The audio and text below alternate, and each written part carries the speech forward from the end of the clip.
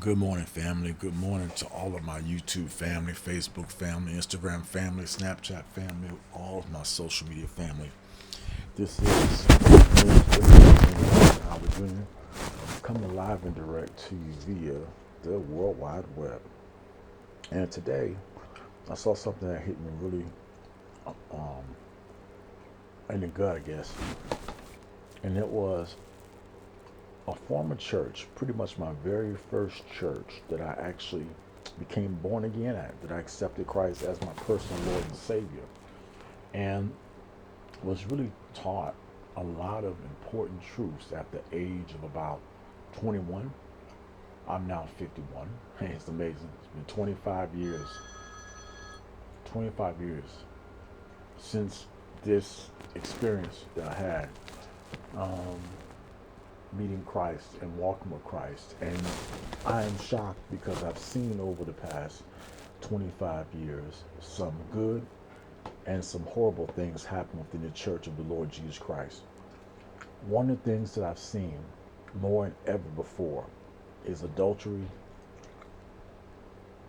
and divorce with children from people who are ministers who've been Bible trained, walking in the truth, so-called truth, and who seem to come from great backgrounds and pedigrees, but made the same tragic mistakes as a person that's out there in the world, that's on drugs, that's never lived for Christ, that pretty much is in the same way as we would expect.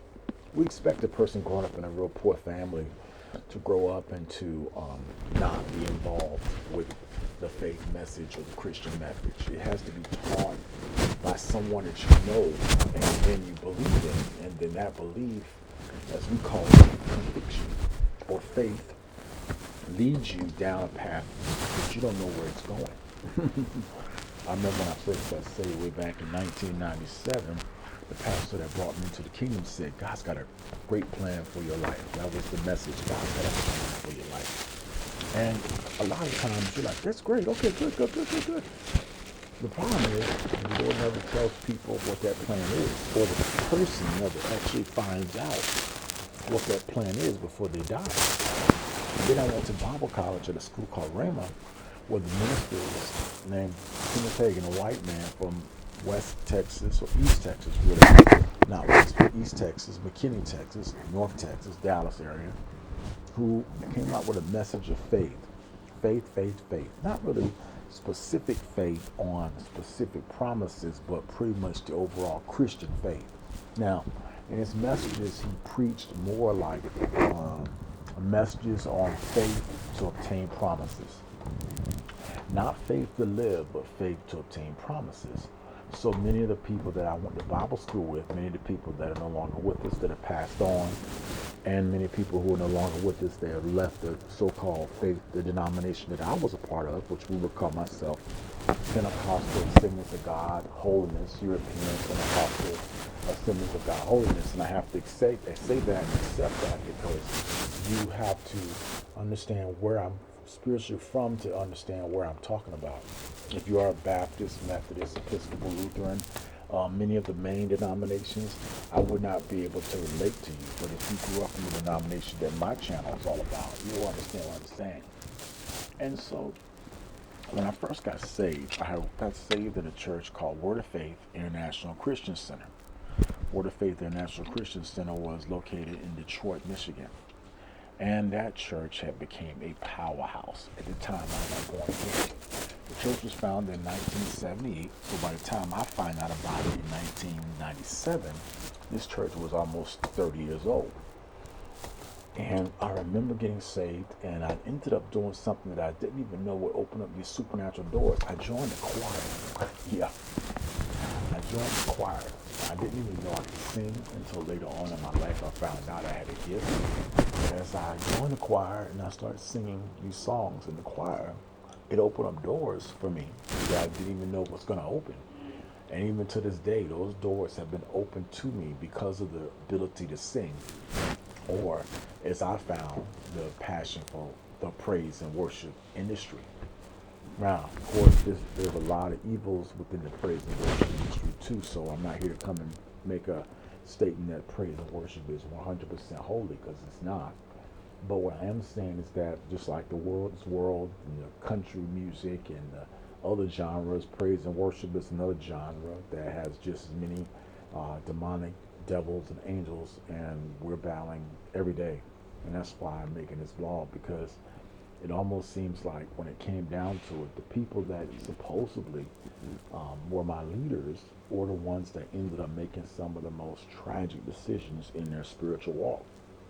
So I remember going to him in 2001, and the founder of my ministry, his name is Keith Andre Butler Sr., was an IBM executive that left and went to the ministry at a time where it was perfect. At that time, ministry was all about one thing: building churches. Everybody and mama wanted to build churches, build churches, build churches, build churches, build churches. So what you end up having, you have this situation where people were not really looking at a church as a mega church, but I was born again in the period of time of the mega church. Yeah, of the mega church. So we're talking 2,000, 5,000, 10,000, 20,000, 25,000, 30,000. Now let's be clear. In America, if I go with ChatGPT right now, and I'll do it right now, and I'll tell you what it says. Because I'm actually using audio and you can't see this. This is all words. I want to know from my own knowledge. Here we go. So I'm going to ChatGPT, and I'm going to say, please list the number of churches over 50,000 members in the United States. It's going to be one. Joel Osteen, John Osteen's church called Lakewood. Here we go. Test. Microphone check. Yep, it's working. All right. Please list the number of churches in the United States with a daily membership on Sunday over 50,000 people. All right. So I just asked that question to ChatGPT, and here's the answer. And I know the one, Lakewood. I was thinking, I was going through all the documentation, the supercomputer, the super brain. It's going through all the documentation of many churches, because thank God ChatGPT is hooked to Google. Google's hooked to every other website. And all websites, Christian Post, Church Standard, Cron, it's going through all these websites right now. They're searching the web as we speak. It's a big question.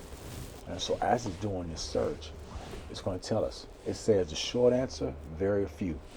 Depending on how you count in-person versus in-person plus online. Good point, because now we do have it online. So over 50,000 people on a typical weekend, a Sunday.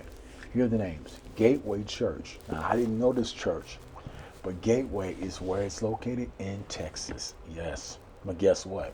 John Osteen's church is located in Texas as well. Here's Houston, Texas. This is Southlake, Texas. So we got Southlake, Texas. We got Houston, Texas. Okay. Let's keep going. Scroll down. All right, I'm going. So I never been to Gateway Church. I'm not going to, but I just want to know. Gateway Church is Southlake, Texas. 100,000 people they report. Life Church. Now this is weird because I was in Oklahoma during a period of time when Life Church built itself.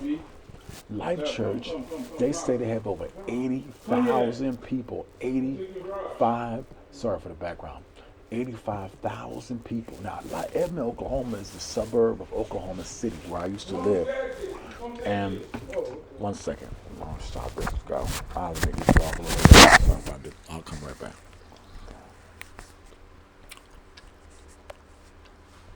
Sorry for the background noise.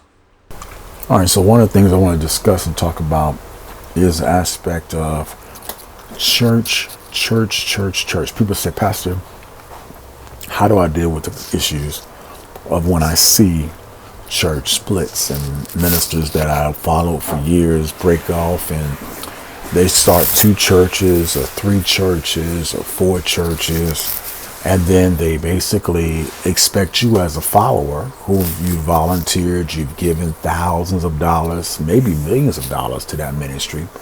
You have you've pretty much spent the hours at night following that ministry, serving that pastor, his wife. You may have gotten married at church. You may have kids that have been raised in that church. You may have kids that went through nursery, then they went to children's church, then went from children's church to youth ministry to college ministry all the way up to what we call young adult ministry.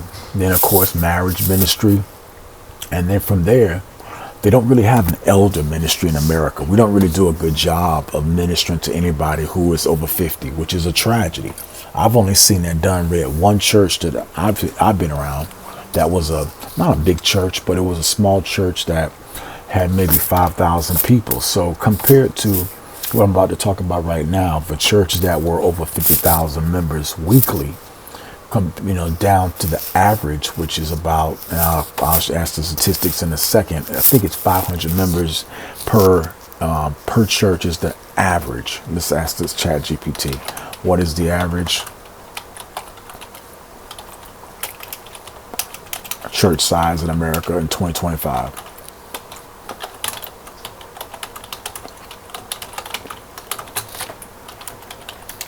And I think it's like $500. 500. I remember back in 2000, 25 years ago, it was around 500. Guess what the number is going down to? Now, this is a survey by a company called Faith Communities Today. I say basically a think tank. They say 65 people on average. 65. Now, coming from a church of 30,000, 50,000, 100,000, with the aspect of now internet worship, because of the fact we got YouTube, we got Snapchat, we got Instagram, we got Vimeo, we got all the social media tools. Now today, church is no longer in the physical building that we all started up with, the big bricks and mortars. So when I was in a church as a young minister, young Christian actually, about 29 years ago, I remember the pastor, his name was Pastor George L. Davis, who was a young man himself. I was 20. He was 26. I was only 6 years older than me. But he said that the Lord called him to the ministry, and at around 21, he met his wife, and he decided at the church that he was at, Word of Faith International Christian Center in Detroit, Michigan, he decided that he is going to become a pastor. Now, again, I didn't understand a clue at the time what a pastor was, because I wasn't raised in the church, particularly like a lot of my people in the South are. I just knew that I got born again. I got saved. I had a supernatural experience with God. I am blessed beyond measure because I met Yahweh, not just going to join a church. I mean, I met God. So after having this experience of meeting him and breaking down and going through all the pain of my own past, my own sins, all the things that every person that's truly saved has to go through, I was like, well, I'm going to get serious with God. I'm going to go after God. I'm going to put myself in this doggone thing. I'm going to go at it. As they say, I'm all in. It's like in football, when you decide, when the coach say, are you all in? Are you in? Are you in? Yes, coach. Yes, coach. A lot of times you ain't really in. You're just saying that because coach said it. But then when you really, you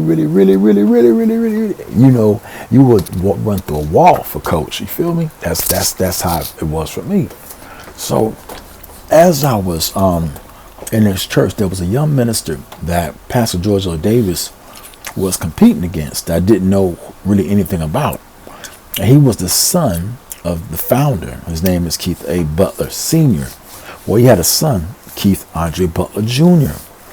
I didn't understand, the game of church and the church and the Christianese and how churchology works, but I had enough knowledge and wisdom to know this is something to be thinking about. And of course, like anybody, at 21 years old, I'm very impressionable. I'm really excited. I see these black men living for God. They're dressing in these really nice suits. I remember man, I didn't even put 3 and 3 together to get 6, but I remember how they would talk about faith and God blessing you with financial blessings and faith at the same time, taking our money that we given out of our pockets and buying Hummers and nice expensive houses and taking trips on first class with our money.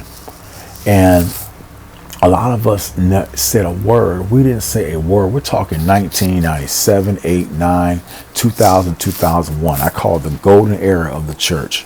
Today, all the people who are 70 and up that lived in that time, they know. If they're still alive, they're 70 and up and they're still alive, they can tell you what it was like back then. Most of them, unfortunately, many of them are passing away. So you may lose that knowledge and that wisdom if you don't get around people that have been around them. I thank God that I did spend time around 85-year-olds, 80-year-olds, 70-year-olds. I spent a lot of time around them as I was a young guy at the age of 25, 30, 35, 40, 45. Now I'm 52, 51. And I'm now the elder. And I'm sitting there going, wow. So in this whole period of time that life has been passing and will continue to go forward, whether we like it or not, I saw things happen within the church. So Word of Faith, as I said, was the church that I was born again in. I went to conferences every June up there. Our church that I was from in Jacksonville, Florida, was founded by a Word of Faith church in Detroit, Michigan, the mother church. At that time in 1997, there was 37 churches this minister had, because black men left and right that did not have any jobs, and many of them felt like the ministry was their profession. And I remember hearing this years later, but everybody who has what we call a call isn't going to be a pastor, and everybody who is a pastor didn't have the call. So when we said the call, we're talking about the true calling of God, bona fide, bona fide, bona fide. And they're not Semper Fidelis. They're not always faithful to that call. So what ends up happening, I went to Rhema as disobedience to my pastor at the time. His name was George O. Davis. And I remember, because what made me decide to go to Rhema was a couple horrible things. My mom, who I loved dearly and was already having an issue with the job that my mother got me. She got me a job at CSX Transportation, and I was working on becoming a train dispatcher. I hated it. I got saved, like I said, in 1997, 1998, 1999. I'm learning about the faith and new things. I'm learning about God's plan for my life. But I also realized I had messed up. I had flunked out of college. I had some debts on my plate. I had never actually lived an actual real job. I didn't have a real career. And I thought, man, well, maybe the career should be going into the ministry. Oh, yeah, right. And I didn't realize that that's not necessarily true. And I didn't also realize that that's what everybody else does. That's the whole goal, that many people just want to be a pastor. They want to go into ministry, get what? Get free taxes, free things without paying tax. There's so many benefits. If you go look up and just do a research and say, what are the tax, IRS tax benefits of becoming a minister. And I'm going to make sure I say irs.gov so we'll know we're talking about the United States. And let's watch this. It's going to tell you up front. I'm going to read it. It's going to tell you what are the benefits. Now, this is taking off the scholarly robe and tweaking behind the chalkboard. It says, here are the principal tax benefits and some traps from the IRS when someone qualifies as a minister in the United States. I need to remember this. These applies to licensed, commissioned, or ordained ministers who perform ministerial services, but as always, facts and circumstance rules apply. This is what we should be taught in Bible school, which I didn't really spend a lot of time back then. I was a young Christian at 26, 27, 28, 29 years of age. I was still, and also I had lost my mother right before I went to Bible school. As I said, My mom died March the 9th, 2001. When she was put in her casket, I made a drastic decision that I'm going to go to Bible school. Everyone else told me you should stay in Jacksonville. You should not leave. You should just take your job that you just got at CSX, be a train dispatcher, and live the rest of your life with the little bitty money mama gave me, which is about $100,000. Okay. And honestly, a lot of people, my brother did that but he didn't have a desire to go into the ministry, and even to this day, he doesn't even have a desire.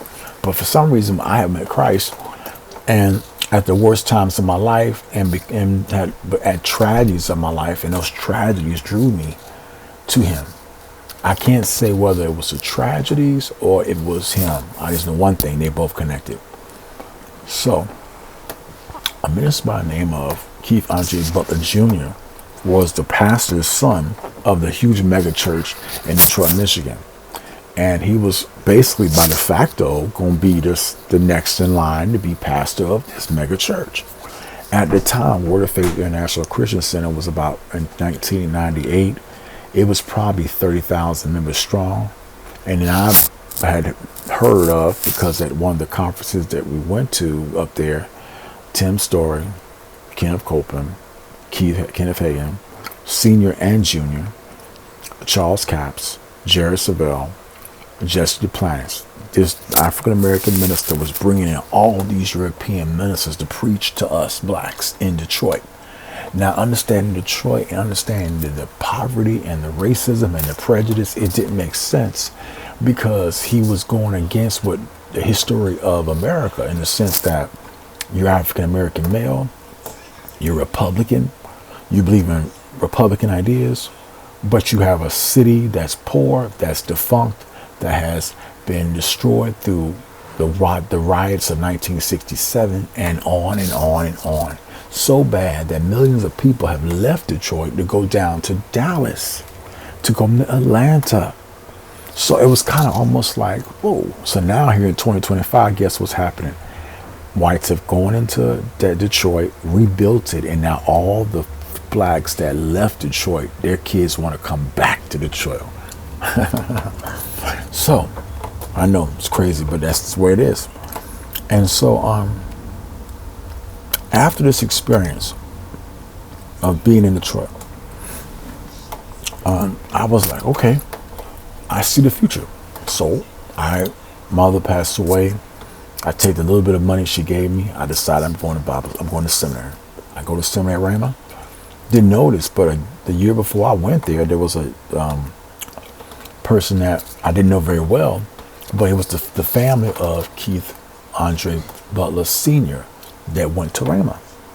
So I'm in class as a freshman, and my sophomore student, we call him second year, was Keith Andre Butler Senior, Jr. And everybody's like, oh my God, oh yeah, wow.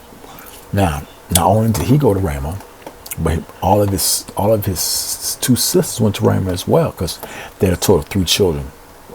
So all 3 of them went to Rhema. After Rhema, then one went to law school in Michigan, other one is a pastor, and then the junior's a pastor. And so he became a pastor of Atlanta Faith Christian Center here in Atlanta, Georgia. The same Faith Christian Center that is in Atlanta today. I didn't really understand the game, but the whole business model of the church was, this is our business. And when you go to Secretary of State, and if I go look up the Secretary of State for my churches,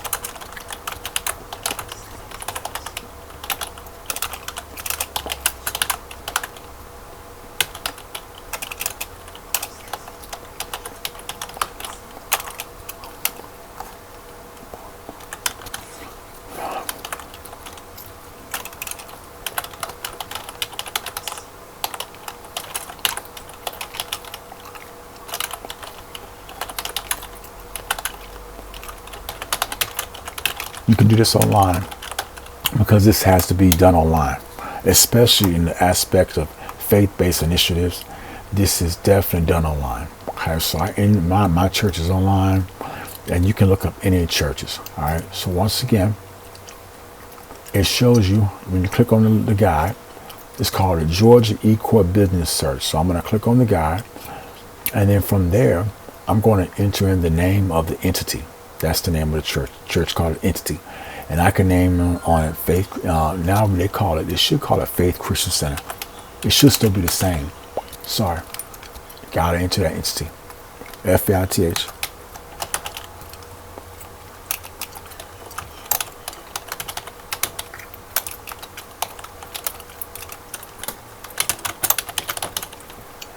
And there's going to be probably many of them. We're going to hit search. There's going to be tons of them. And they are. There's Christian Faith, Faith Christian, Faith Christian, Christian Faith. Okay. So now we have to narrow it down.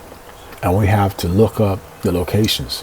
Abundant Faith, Ascending Faith, Christian Faith, Destiny Faith. I mean, anybody can make a church. Okay. And you'll notice it'll say dissolved, admin, dissolved, compliance, dissolved. So there's a couple Faith Christian centers actually. One's in Louisville, Georgia. It looks like you can make a church in any city. You just can't have the same name in the same city or the same zip code. So if I go and kind of narrow it down, and I gotta go look. There's Decatur, and because I know the name of the registered agent name, I can find it. So I'm going through these right now. Once I find it, there's 42 pages. 42 pages. So I'm gonna go back and narrow it down. Now I'm going to say, well,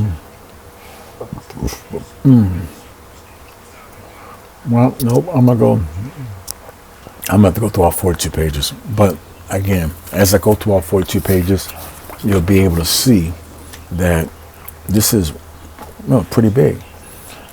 So the minister by the name of Kevon J. Butler Jr., I never met him except they brought him to my young church at that time. It was 1996, 97, 98, 99.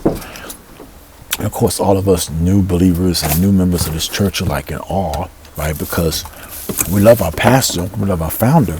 We love our pastor. He wasn't the founder, but he was our pastor.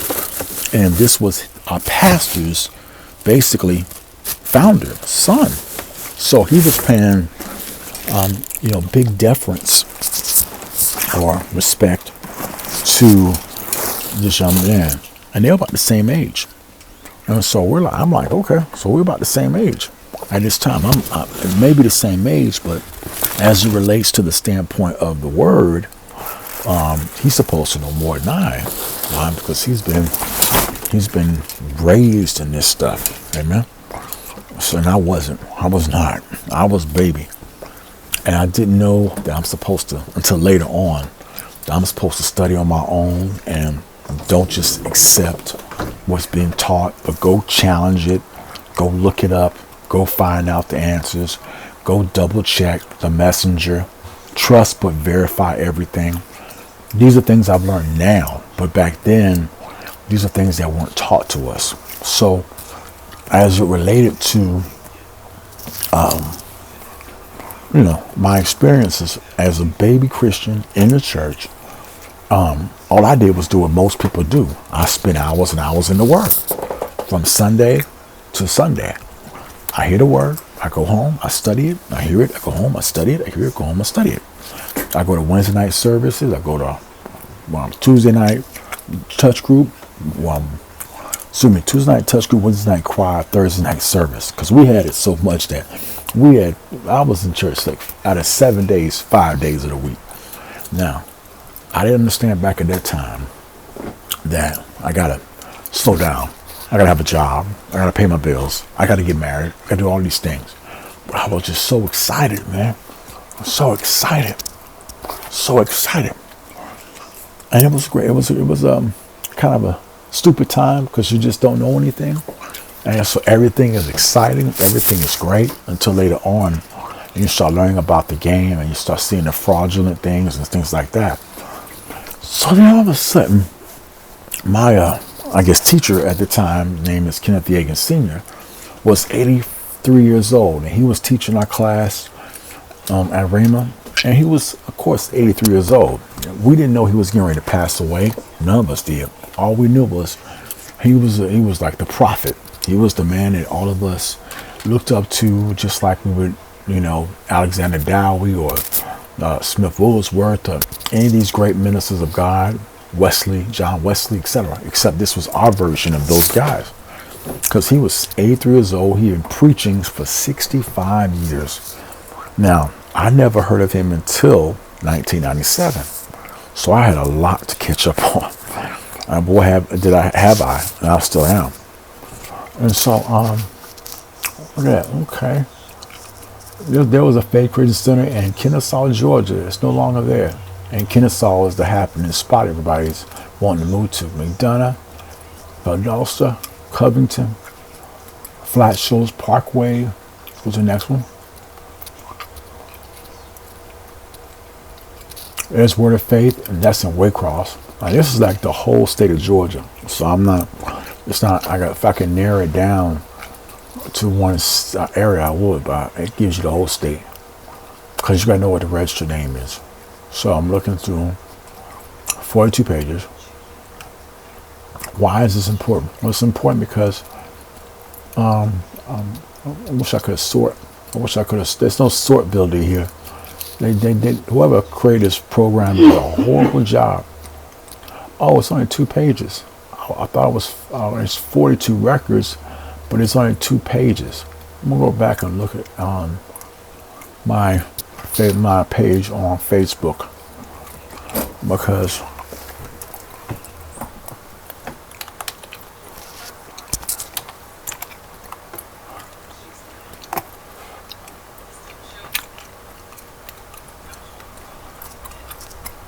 I go to events.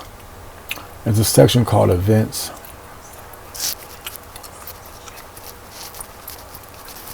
All right. Homecoming Saturday. They want people to come back to Faith Christian Center. Nobody's coming, baby. But anyway, let's go back. I see it says Faith Christian Center, and location of it is in Mableton. They moved to Mableton. They were in Atlanta, so we got to find Mableton. And because of the fact that it's 2 pages, I'll find in just a second.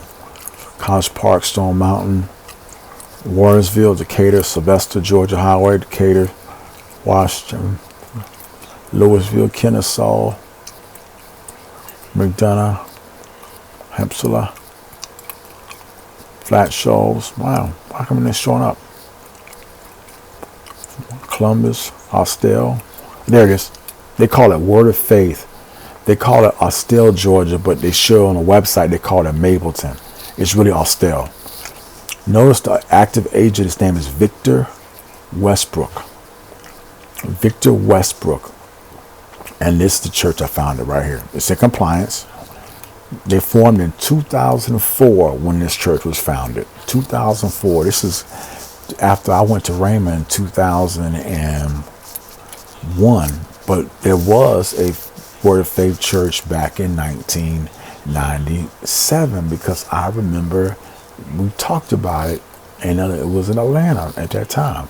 So they reformed this Article of Incorporation in 2004. All right. And they registered back in 2025, which is this year, which I got to do my registration as well. And look at the secretary, 9 Mile Road. So this church is Word of Faith Christian Center, but they don't call it Christian Center. They call it Faith Christian Center, but it's really Word of Faith. I knew it was. And notice the Keith Butler is the CEO. CFO is Michelle, and George Archer is the secretary. So this is their business model. Okay? It's their business model. All right? Now, I went on Homecoming. It says Homecoming Faith Christian Center. And they're talking about they want everybody to come and visit. And as, sorry if you're in the background noise, I'm sorry I'm talking, but I'll talk louder. And so basically, what we have is just understanding of just the game of church. So what I noticed when I walked and looked at the Homecoming Weekly Pack information It didn't took me to another event. I went to their post. Let's go to their post real quick. That's Faith Christian Center. Okay. I clicked on their link. It opens up their page. And right at the top of the page, it say, Envision Your Destiny, the Imagine Conference. Okay. The Imagine Conference. All right. So now, look at the people at the Imagine Conference that's coming.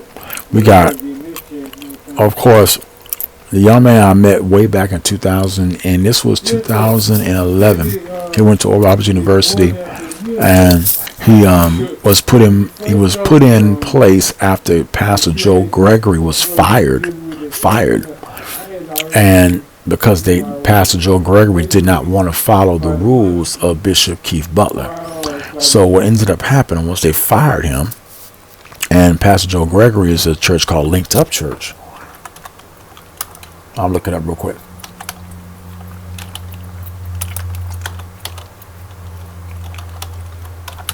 linkedup.com or .org. It should be .com. Yeah, that's smart. So here's Linked Up Church, and they're also in the same location. It took over an old store, and they got lots of older people, and everybody's following because this is the game of church.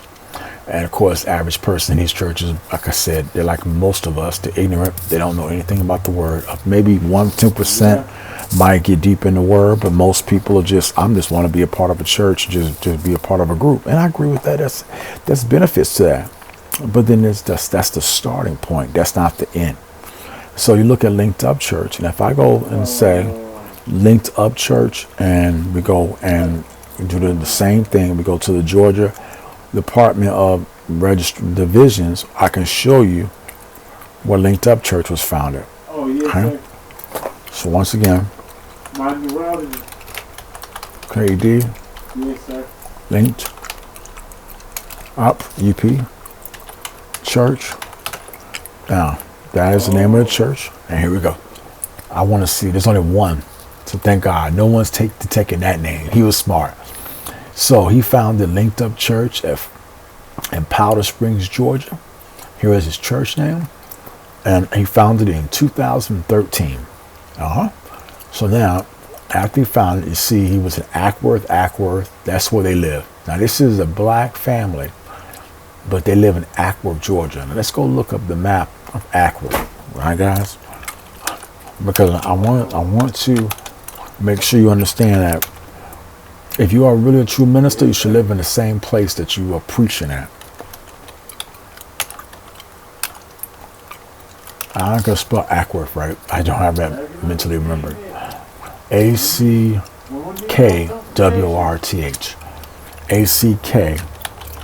ACKWRTH. Now that's North Atlanta, way up north. All right. So where I'm at, it's way up there. We're talking the church, and I'll put in the address of this Linked Up Church real quick, so y'all know exactly where that is at. Because you are supposed to be a man of God, right? Supposed to be trying to preach the word of God, but you live in a place so far away and so European that you honestly think that, man, God's good. It's going to be good. So look how far the church is from where he's at. He's roughly in directions from where his church is. He's 17 miles away.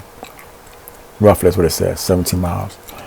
As you look at where he's at, Ackworth is up there I'm talking way beyond Atlanta. So his relationships with people down in where African Americans live are not there.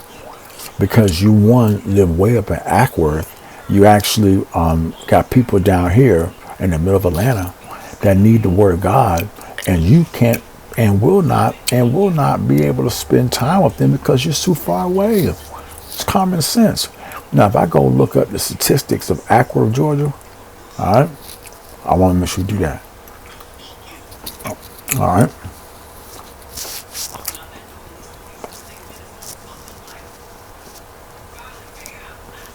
I want to enable the mic. Come on. Right. Well, how do I do that? Try to enable the mic right now. Okay. Boy, there's nothing to that. Check.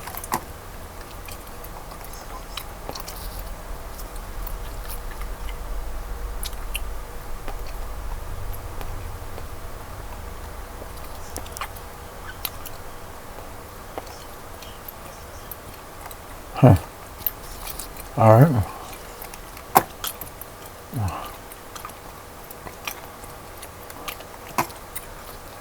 I was just inside of ChatGPT and all of a sudden it took it away. My mic ability. 1 second. It's my check. Okay, good. Hello, test. Why is this enable mic to dictate? I am enable mic to dictate. Why is it not dictate? All right, 1 second.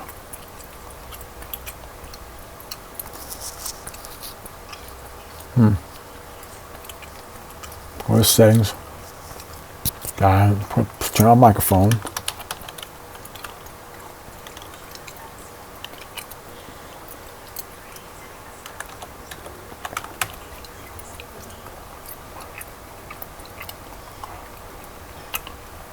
Yeah.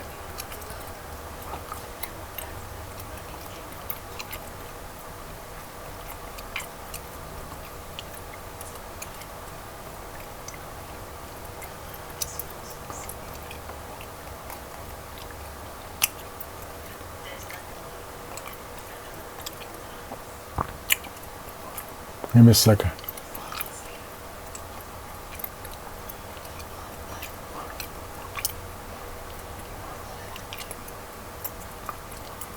Okay, it's 20 cookies, no problem.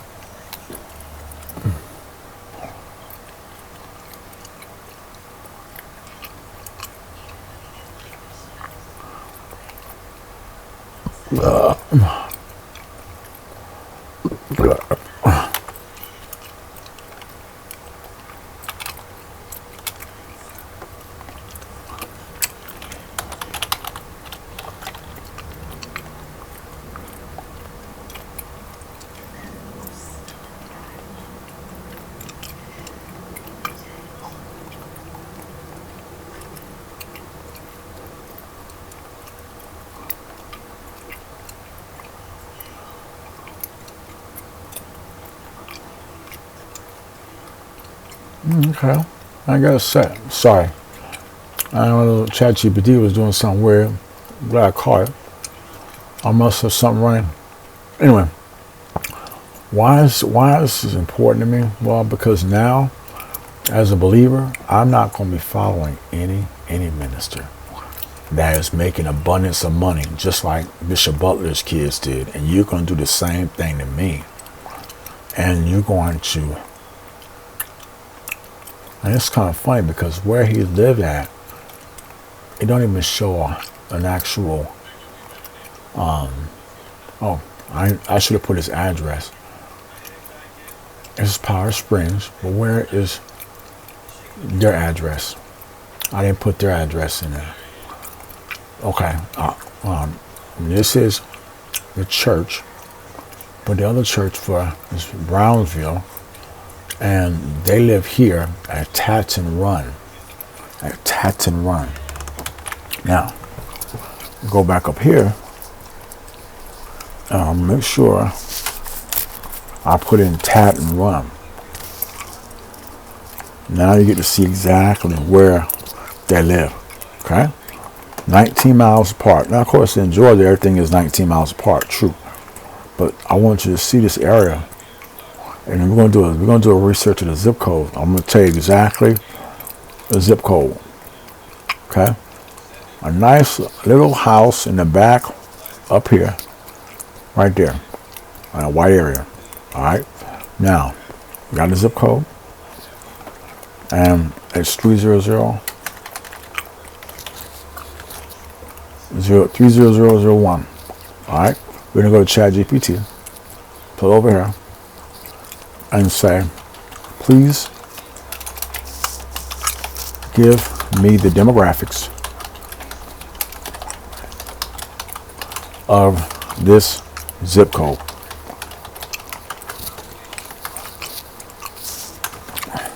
Number, the percentage of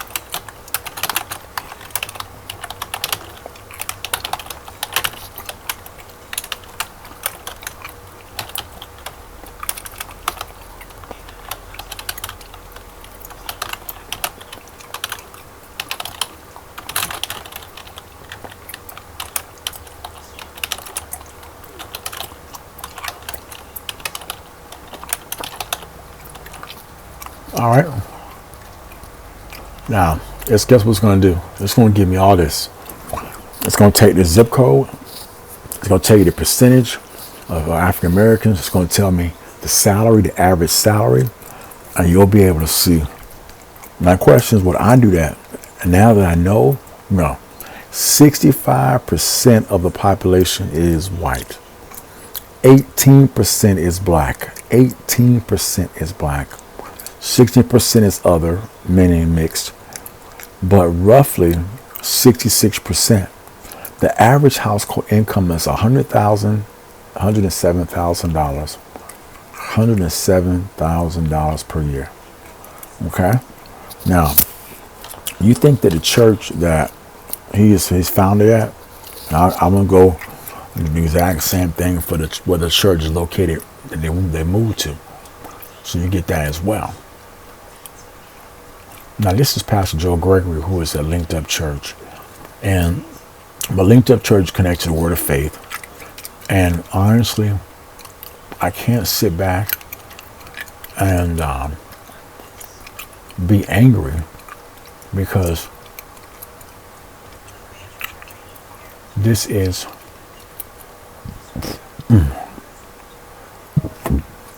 what they do. They use the church as a means to get rich. And I'm not down with that. I'm not down with that. It's right now extracting income data. Shout out to ChatGPT. It's doing all this for me, which would take me hours and hours to do all the computing and all the analysis. ChatGPT is doing all that for me in real time. Yeah, it's amazing. They're looking at ACS derived estimates and local data aggregators. Yeah, I'm telling you, it's phenomenal. Now, here we go. If 65% of the place is Hispanic, that means everybody that's in the office is going to be 65% is European. That means the whole county is European. Why move there? Because they give a better quality of life for their own kids, but their kids going to face racist, prejudice, and all kinds of crap. Oh, yeah, baby. Oh, yeah. Mm-hmm. Mm-hmm. Yeah. Yeah. Now,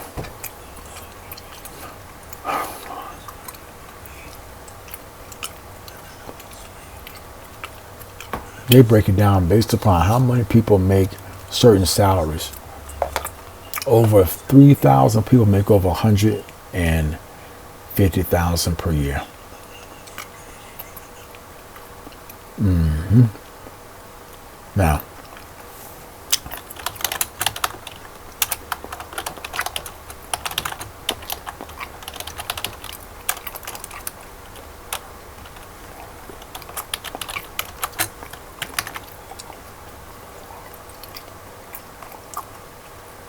now I'm going to compare the zip code to where they planned their church at. And they moved like 4 or 5 different spots. Now this is a place called Powder Springs versus Aqua. And we get to see in Powder Springs, the neighborhood is 50% black. In Ackworth, it's 18%. Why should a pastor a church in a city where it's 50% black but have a house and a home in a place that is 60% white? Tell me something. Talk to me. Tell me something good, guys. Talk to me. That's wrong. That's wrong. But the statistics don't lie. Mm-hmm. There's no Asians there. 1% Asian in both areas. Mixed races, 7%. Meaning that people do not mix up down here in Georgia and stay up there. They don't mix and stay up there in these two spots. Now, if you look at the median statistics between Powder Springs and Ackworth, the Powder Springs, the average salaries, the average home median household income is $102,000. In Ackworth, it's $107,000. In the average household, median versus household. So median is 102. That's in the middle. Average 104. That's the average. Of course, Ackworth is higher in both. They're at 134 per year. Now, per capita income, people in Powder Springs get 38,000, Ackworth 45,000. Poverty rate, it is 11% in Powder Springs, 8% in Ackworth. Okay? Powder Springs exhibits a more diverse racial composition compared to Ackworth, with a high percentage of black residents and a significant Hispanic and Latino population. But my pastor moved to Ackworth. Now, the good news is, average person doesn't know how to find out where your pastor lives because of the fact that they never ever actually built a church. Well, I have, so I know. Yeah.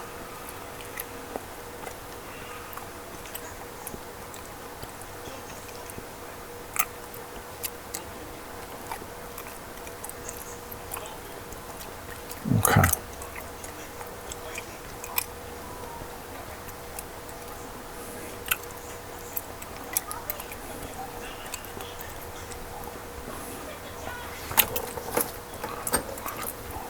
I'll be right back.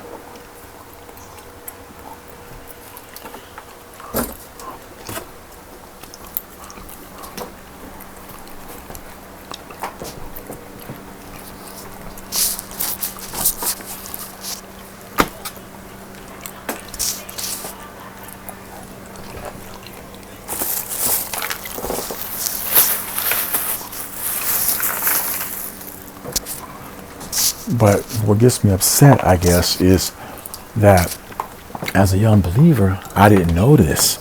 But guess what? You can do that for any pastor. I can go right now online, the Secretary of State, inside of any city, and give the address of the registered agents or the officers, and it's always 3 in every church. No matter how many members are in that church, it's only 3 that are listed on the registry, and it's normally the senior pastor. So I can look up Bishop Davis's house, which I already did. I can look up any minister's house. Matter of fact, I'm gonna do Kenneth Hagin Jr. just so you can see that, and Joel Osteen. Basically, I'm gonna do any minister. Why? Because it's so important for us, in order for us to not let church hurt destroy us. It's so important for us to understand the game, so that when you play the game, you're not going to go crazy mad if you have been volunteering and serving and giving your time, your money, your talents to the ministry in a goal to obtain certain promises, aka position, title, name, recognition, all those things. And if your motives are incorrect, when you find out later on the game is played, you're going to be pissed. But if you go and have a job and you make your money in the corporate America and you save your money, you can then be a person that is serving God, and you, praise the Lord, are not angry because you find out, well, so-and-so is lives here, etc., etc., etc. Does that make sense? Yeah. Okay.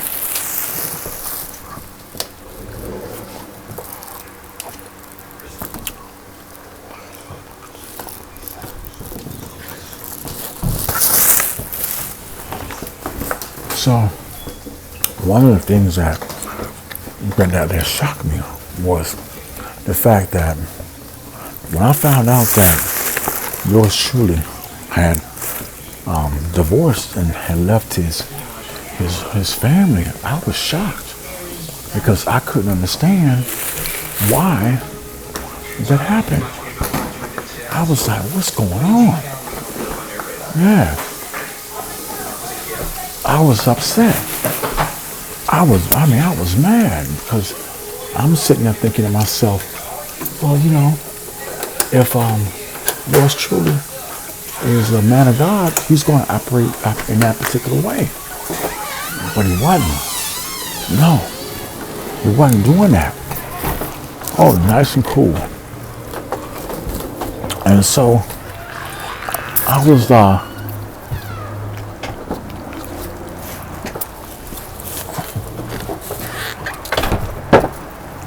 I was upset because of the fact that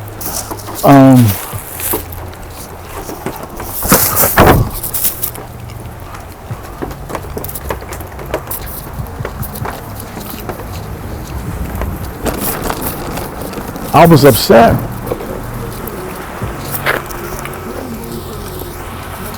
because of that. What's up, boss? How you doing, man? I'm Henry. I was upset because of the fact that I appreciate your help, bro. We appreciate it. You can take a picture, you're good to go. Nah, you good. All right, boss. Well, we thank you. Have a great day, man. You too. Yes, sir. I got you too, boss. And so I was kind of shocked because of the fact that I didn't understand how, pastor was like, taking our money and doing things he was doing.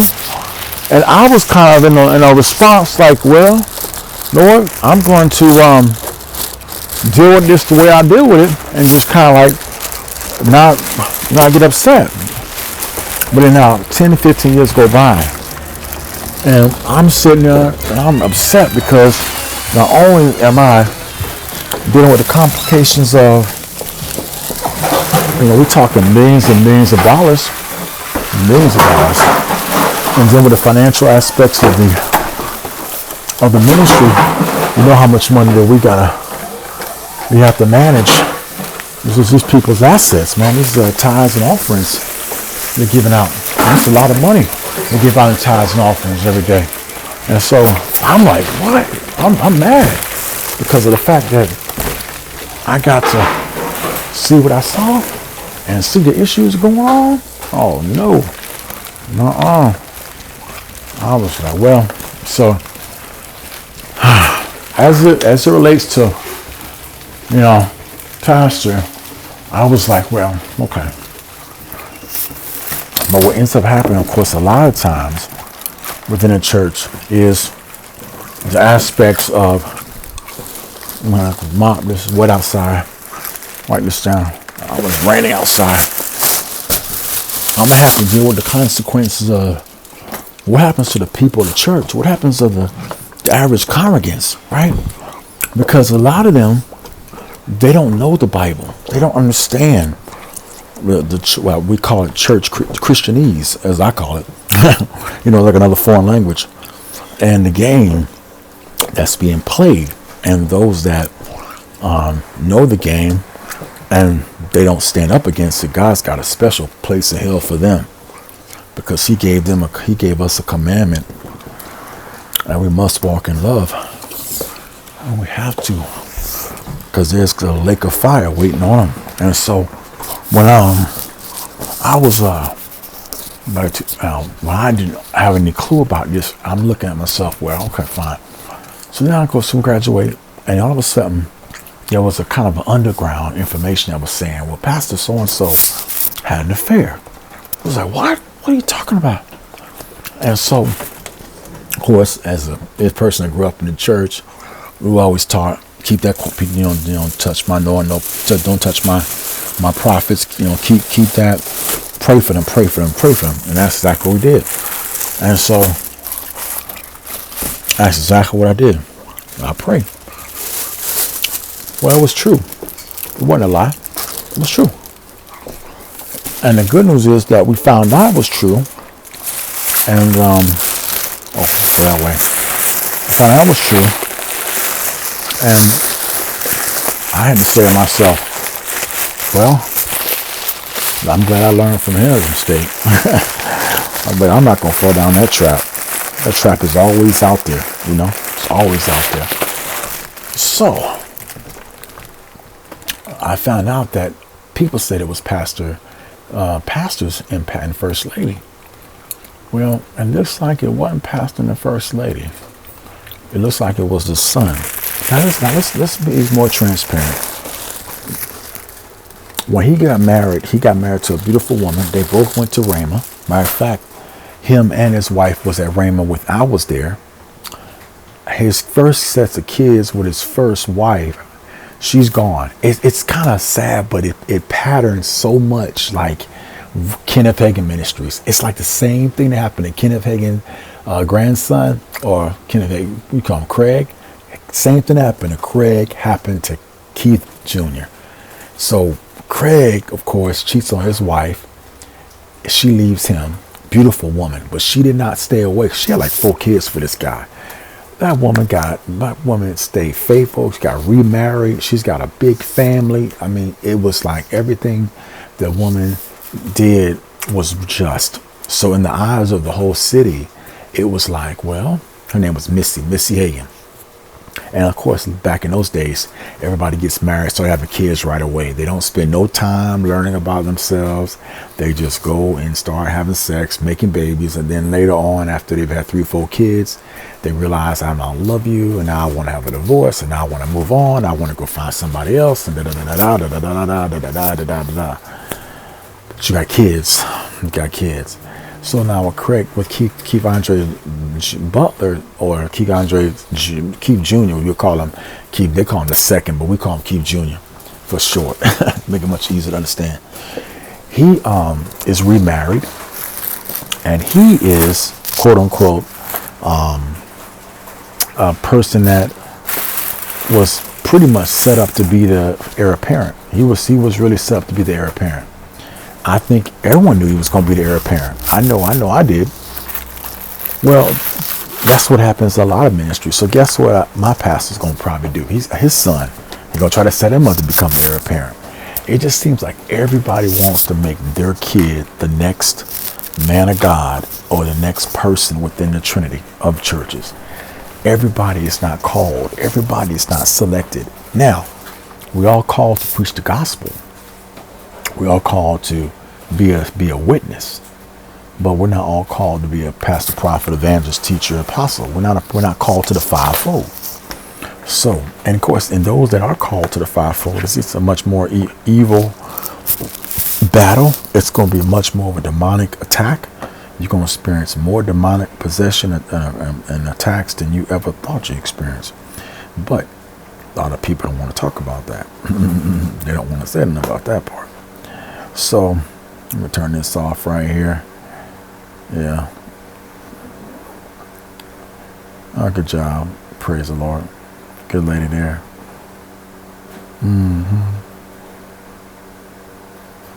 Yeah, I remember she's a beautiful lady right there. This lady, I met her when I was in college. She's going to be a good mom. She's going to be a good wife. Sorry, I just saw somebody on Facebook that I know from when I was in Oklahoma 25 years ago. Yeah, man. Time goes by fast. So, how do we feel? Well, I personally feel like when it comes down to it, that this is a great talk and great discussion for y'all to be listening to. It's more of a stream of consciousness, but it's great. I got to go back to studying. I'll talk to you later. God bless.